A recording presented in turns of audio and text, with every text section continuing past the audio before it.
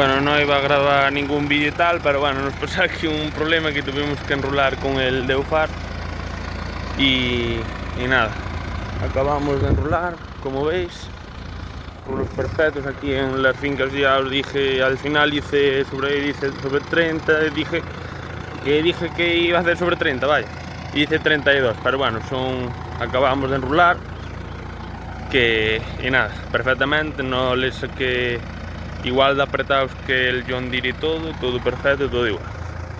Así que nada, son estas fincas aquí que pequeñas que tenemos aquí entre Serés y Rebordados, aquí entre el pueblo y tal. Y nada, 32 rulos, que son los que dejamos siempre para el final. Y son los últimos de la primera corta. Y bueno, son así fincas tipo de estas que no dan, sabes, como mucho 10 rulos o tal, pero sí, hay algunas de 2 rulos o cosas así. Son fincas pequeñas, por ejemplo, aquella del fondo, bueno, no se ve con ese arbolucho que hay ahí en el medio, pero aquella del fondo es la que acabo de enrolar hace un poco.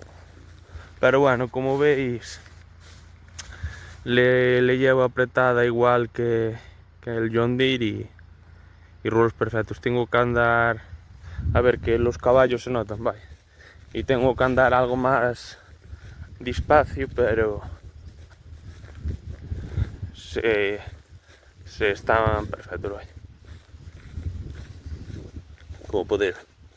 Bueno, así que nada, rulos perfectos, así que ahora a encintar y listo. Son los últimos de esta primera corta. Así que nada, vamos a sacar las ruedas y vamos para casa y encintamos todo esto y listo. Que el John Deere, lo que le pasa al John Deere es que se me fastidió ayer segando estas fincas, pues, que un latiguillo, bueno, es fin de semana, pero mañana a ver si lo llevo ahí a donde Pablo, el mecánico, y me lo arregla, que debe ser un latiguillo que va a la pala o algo, que pierde aceite de la transmisión, y eso hay que andar con cuidado, que le puedes fastidiar el cambio y cosas de estas. Es muy importante, y preferí no usarlo y gotea algo, bueno, gotea algo bastante, que dejamos la carretera marcada y dejamos una charca en casa.